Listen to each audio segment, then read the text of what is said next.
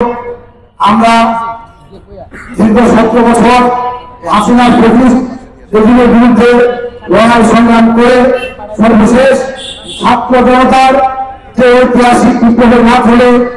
এমনকি নতুন বাংলাদেশের স্বপ্ন দেখছি। ঠিক এমনি সময়ে রাষ্ট্র সংস্কারের নামে এই অন্তর্বর্তীকালীন অনির্বাচিত সরকার নেত্রকোনা মেডিকেল কলেজ বাতিলের যে আদেশ দিয়েছে, তাতে আমরা নেত্রকোনার ছাত্র সমাজ, যুব সমাজ, নাগরিক সমাজ অত্যন্ত ব্যথিত এবং ক্ষুব্ধ। তো আমি আমার বক্তৃতা ঝুলাইতে না পেরে আমি অন্তর্বর্তীকালীন সরকারের স্বাস্থ্য ব্যবস্থা এবং প্রধান উপদেষ্টার নিকট দাবি জানাবো, আহ্বান করব, আপনারা এসব সংস্কারের নামে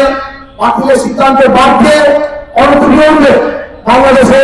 একটি ভোটের ব্যবস্থা করে নির্বাচিত সরকারের হাতে ক্ষমতা দিয়ে এবং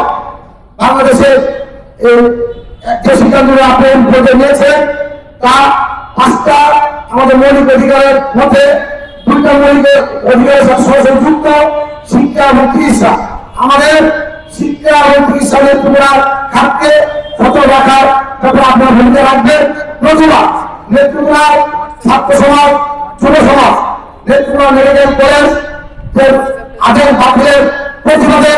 আগামী দিনে আরো কঠোর থেকে কঠোর আন্দোলন সংগ্রাম কর্মসূচি দিলে সেই কর্মসূচির সাথে একত্রে বসে প্রত্যেকটি পদক্ষেপে থাকবে এই আশা এবং প্রত্যাশা ব্যক্ত করে আমার সংক্ষিপ্ত বক্তব্য শেষ করছি।